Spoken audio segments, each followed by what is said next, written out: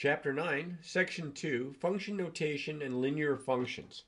All right, the objectives are, of course, to use or define and use function notation and also to graph linear and constant functions, which we've already done. We just didn't realize it at the time, way back in Chapter 3. When a function, f, is defined with a rule or an equation, so not when we have a table or such, we're using the x and the y, the independent and dependent variables. We say y is a function of x, that the dependent variable is a function of the independent variable. Or better yet, we like to use function notation, y equals f of x. And that's how this is read. This is not read f times x, this is f of x. This does not mean f times x. This means f of x, where the f is the name of the function. This is called function notation. See, if you always just use y, and I write y equals x plus 2, and y equals 2x minus 1, and y equals the square root of x, and y equals 1 over x. All right, and I say, okay, grab one of those functions. Well, which one? The one that says y equals. Well, they all say y equals. But when you use a different letter, like the letter F or the letter G, usually lowercase letters, the letter H, then we can name the functions and we can distinguish between them. The letter F is the name of the function, like, Tim or Joe or Sally. Okay? What's the name of this function? This function is F. So we take an equation that's written in terms of x and y and we replace the y with the function notation f of x. It means the same thing. Y and f of x mean the same thing. They're equal to one another.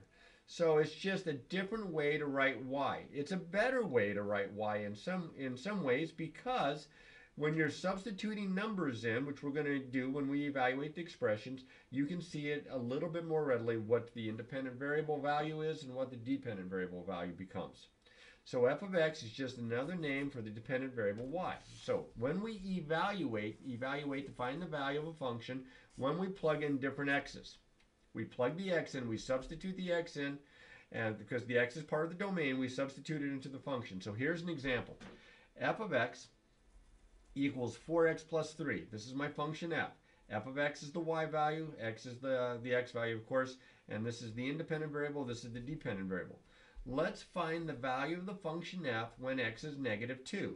So what you're going to do is you're going to take this negative 2 and you're going to plug it in for the x in both spots.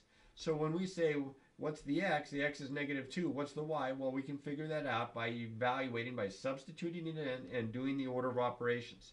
So I plug the negative 2 in here and in here. I do the arithmetic. This is 4 times negative 2 is negative 8. Negative 8 plus 3 is negative 5. So we say that f of negative 2, let me raise this up a little bit, f of negative 2 is negative 5. This tells me not only what the y value is, this tells me what the x value is. So if I had written down instead just y equals 4x plus 3, and then I plugged in negative 2, and I get y is equal to negative 5. Plug the negative 2 and do the arithmetic. This tells me what the y is, what the value of the function is, but it doesn't tell me what number did I plug in. This number tells me what the value of the function is, and this tells me at what x value I get this value of the function. So in that respect, it's a little bit better notation, and it also makes it easy for you to see what the ordered pair is. See, back here, I don't know what the x, if I just look at this, I don't know what the x is that gives me this, because I didn't plug it in and show all the work here. I just wrote down what the y turned out to be. But when it's written this way, I can see the x and the y, and I can write the whole ordered pair. Okay? So when I write y equals f of x equals 4x plus 3, that was the example above. Okay? F is the name of the function. This is the rule or the defining expression for the function. Okay? The x is the independent variable, but the y and the f of x are the values of the function itself. By the way, I misspelled function there, didn't I? Okay. So let's try some more evaluation. Let f of x equal 2x squared minus 4x plus 1 and find the following values. So this is going to be a little interesting, I hope. So in the first one, it says f of negative 2, which means I'm going to plug negative 2 in for the x in the expression. So I find f of negative 2. This is my x value, so I plug it in here. This is going to be 2 times negative 2 to the second power minus 4. This is part A here. Minus 4 times negative 2 plus 1. Negative 2 times negative 2 is positive 4. Times 2 is 8. So this is 8. Minus 4 times a minus or a negative 2, this is going to be plus 8. And then I have a plus 1. So I get 17. F of negative 2 is 17. That's part A. Part B, f of 1/2. So f of 1/2 means that the x value is what goes in for x is the 1/2 here. So this is going to be 2 times 1/2 squared minus 4 times 1/2 plus 1. So 1/2 times 1/2 is 1/4. This is 2 times 1/4. Here, I'll go ahead and write it out. Minus 4 times 1/2, that's minus 2 plus 1. Well, 2 times 1/4 is 1/2. Minus 2 plus 1. 1/2 minus 2 is negative 1/2, plus 1 is negative 1/2. So I have f of 1/2 is negative 1/2. And there's your value there. For part C, this is a little weird because they don't give you a number to plug in, they give you a different variable. This says find f of t. So all that just means I'm going to plug t in for the x in the rule. 2 times t squared minus 4 times t plus 1. And there is no further step. That's as simple as it gets, and there's my answer. Now, if you thought that one was a little weird, you used to plugging in numbers, this time, instead of just a variable, it's a variable expression that I'm going to plug in. So I'm going to find f of n plus 1. Now, here's the weird part. You have to plug the whole n plus 1 in for the x. So this is 2 times n plus 1, and that n plus 1 is squared, minus 4 times n plus 1 plus 1. Got some work here. All right, first I square, so that's n plus 1 times n plus 1. Have to do FOIL, n squared plus 2n plus 1.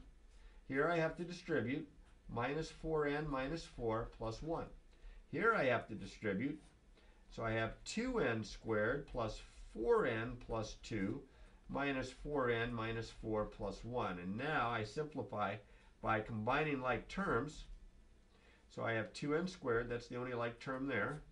Then I have a plus 4n and a minus 4n, those cancel. And then I have a plus 2, a minus 4, and a plus 1. Well, 2 minus 4 is negative 2 plus 1 is negative 1, so I'll write minus 1, and there is my simplified answer. Now, you will have to do this more often than you might think, but you're going to start off with the simpler functions to kind of get used to before it gets a little bit more involved. Now, we can also find y values or the value of a function using either a mapping or a set of ordered pairs and such. And I have all 4 possibilities. Here I have the set of ordered pairs. Here I have the table. Here I have the mapping or correspondence. And here I have the actual equation. So for part A, it says find f of negative 1. F of negative 1. Well, go to here. When is the x negative 1? Right here. So what's the y value that's associated that corresponds to it? 4. Easy. Nice. Part B, f of negative 1. Well, I've kind of got the arrow drawn to it so you can kind of see it coming. If my x value here is negative 1, my y value here turns out to be negative 4. They don't all have to be the same because these are different functions. For part C, f of negative 1 means I'm going to plug negative 1 right into here, and I get negative 1 squared minus 12, which is 1 minus 12, which is negative 11. So f of negative 1 is equal to negative 11. And then last but not least, D, I find the negative 1 in the domain. It looks like it maps to 4 in the range here. So I'm saying for part D, f of negative 1 is 4. And there we are. That's how you find the values of the function no matter how the function's defined. Okay? Now, we can also use a graph to find values of functions. It's a little trickier, and you can see here I got arrows drawn in because I tried to cover up the solution so I could kind of work this out with you. But it says refer to the graph below, and for part A, find f of 0. Well, f of 0 is what the y value is when x is 0. Well, x is on the x-axis, x is 0 right here. I go up, you see it? It's right here at the 2. F of 0 is 2. It's the y value of the ordered pair when the x value is 0. So you just have to find the ordered pair on this line. Part B, what's f of 2? Well, I have to find the x value on the of 2 on the x-axis. It's right here, and that is actually the point where it intersects the line. The y value here is 0. Now, it's not always just switched around like this. That's just a coincidence. And then for part C, it says for what value of x is f of x or the y value equal to 1? Well, the y value is equal to 1. F of x is equal to 1 right here. Okay, on the y-axis, 1. Well, I go to where my graph is. There's the point on the graph, and it corresponds to this 1. So, what's the value of x for f of x equals 1? X is equal to 1. And again, it's not always the same number. It's just a coincidence because I had such a simple-looking graph here. All right, so but you can use a graph, and they can be a lot more complex graphs, but you can use the graph. You just have to find the x value and then find the y value that corresponds to it using the x-axis, or in this kind of a problem, use the y-axis that's giving you the y value or the f of x value to find the x that corresponds. Okay.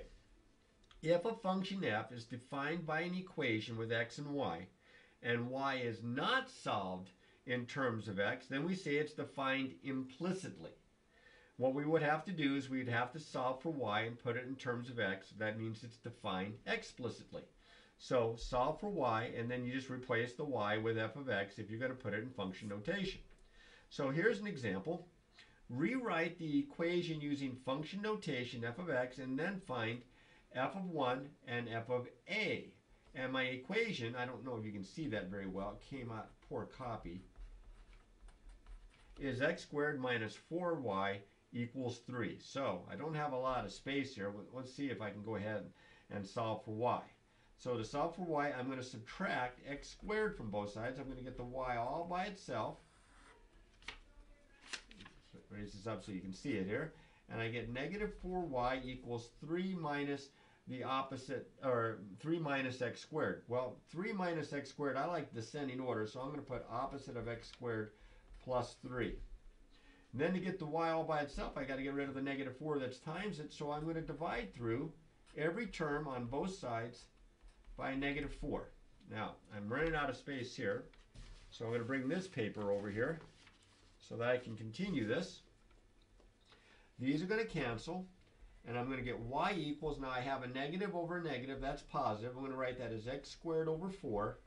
And I have a positive over a negative, that's negative, so I'm going to write minus 3/4. Now you can write it this way, or you can write it as y equals x squared over 4 is the same as 1/4 x squared, and then minus the 3/4. Which one do I like better? They're about the same. I kind of like this one because of the coefficient look. But then I do step 2, which is to replace the y with f of x. So I'm going to write f of x is equal to 1/4 x squared minus 3/4 using this version of it. Now that's the first part. Then it says find f of 1 and f of a. Well, f of 1 would be 1/4 times 1 squared minus 3/4. 1 squared is 1, so this is 1/4 times 1 is 1/4 minus 3/4, which is negative 2/4, or negative 1/2. So f of 1 is negative 1/2. Then it also wanted me to find f of a. F of a, I'm just going to put the a in for the variable, x. So I have 1/4 a squared minus 3/4, and that's as far as that one goes. It doesn't simplify any more than that. Okay. Now there are all sorts of kinds of functions. We haven't studied very many of them. We haven't looked at a couple of the polynomial functions. Linear functions, quadratic functions, when we're graphing parabolas and stuff like that. There are trigonometric functions, there are logarithmic functions, there are exponential functions. There are all sorts of types of functions. But the ones that we start off with are the linear functions. The linear functions, Linear equations, except for, they give you vertical lines like x equals a number, are defined as linear functions. You may remember that when we graph linear functions, except for the vertical ones, we get graphs of lines, and that they would all pass the vertical line test, so they're all functions. We define a linear function in a way that we're probably pretty familiar with. A function that can be written in the form f of x equals ax plus b for real numbers a and b. This is the same thing as f of x equals mx plus b, slope-intercept form. They just typically write it with the a and the b here because, in general, polynomial functions, they use the letters in alphabetical order. And this is a very simple polynomial function. So you can think of it as an m there. It doesn't matter. A is the slope or m is the slope. The domain are all reals. The range are all reals. If you picture just about any non-vertical line, that's going to happen. Now, the only exception to that is when we have a horizontal line. We have a horizontal line when the slope is 0, when m or a is 0. And we just get f of x equals b. So no matter what number we plug in, it's always b, because the y values are repeated for every one of these x's. Okay, so that's called a constant function. It's constant. It does not change. The domain would be all real numbers, but the range is just that value of b, whatever it is, the set b. So now, I have two functions right below here.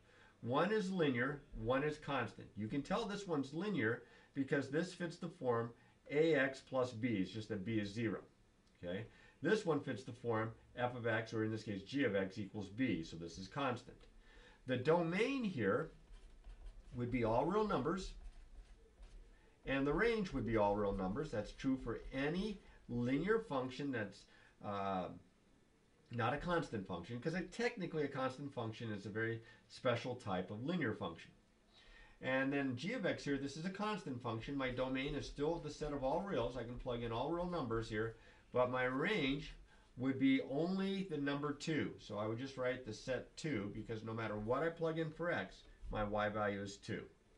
So that kind of cleans up the idea and the difference between linear and constant functions. Just make sure that you can become familiar with function notation and can evaluate functions, because that's what you're going to end up doing with most of these kinds of problems. So practice, practice, practice.